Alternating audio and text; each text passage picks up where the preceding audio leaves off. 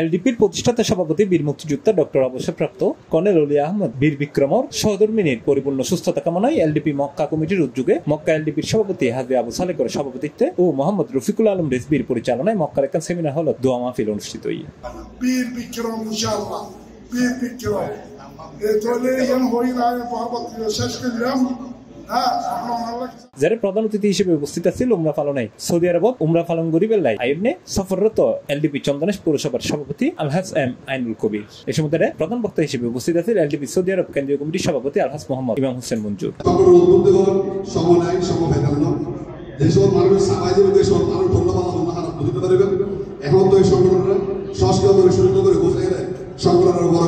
এছাড়াও এর বক্তব্য রেখে এমডি জসিমউদ্দিন, বিশিষ্ট ব্যবসায়ী মোহাম্মদ হারুন, ইনভেস্টর শাহ আলম, বিশিষ্ট ব্যবসায়ী মোহাম্মদ রফিক, মোহাম্মদ সেলিমউদ্দিন, মোহাম্মদ আরমান, মোহাম্মদ আবুল হোসেন নান্নু, মোহাম্মদ আব্দুল খালেক, মোহাম্মদ আবুল কাসেম, মোহাম্মদ জাকির হোসেন সহ আরো বহু রেমিটেন্স যুদ্ধল।